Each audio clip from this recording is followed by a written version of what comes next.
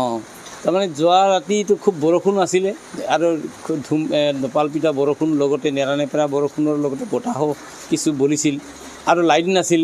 এই সুযোগতে কিছু মানে এনেকুৱা কিছুমান চোৰ কাৰ্য সম্পন্ন থকা ব্যক্তি বোধ কৰোঁ মানে সম্ভাৱক এইসকলে চুৰ কৰিয়ে খায় কিজানিবা আৰু তেওঁলোকে নহ'লে এই বিদ্যালয়ত প্ৰৱেশ কৰাৰ কোনো যুক্তি নাথাকিলেহেঁতেন।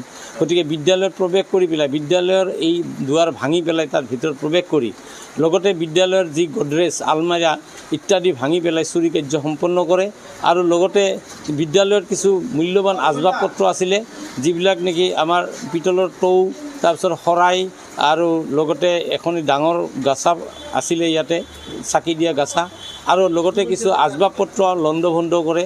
কিন্তু বিদ্যালয়ৰ এই আলমাৰীৰ ভিতৰত থকা টেবলেট যি চৰকাৰী যিবিলাক আমাৰ অনুদান হিচাপে দিয়া হৈছে আৰু যোগান কৰা হৈছে সেই টেবলেট কিন্তু তেওঁলোকে হাত নিদিলে আৰু বাকী অন্যান্য পাকঘৰৰ তলা ইত্যাদিও ভাঙিলে আৰু এইবিলাক কৰি পেলাই তেওঁলোকে চুৰি সম্পন্ন কৰি চুৰি কাৰ্যত ব্যৱহাৰ কৰা বস্তু সামগ্ৰীও তেওঁলোকে ইয়াতে পাহৰিয়ে না এনে ইচ্ছাকৃতভাৱে তেওঁলোকে এৰি থৈ গ'ল। এইটো তাৰে এটা প্ৰমাণ হিচাপে থাকি গৈছে।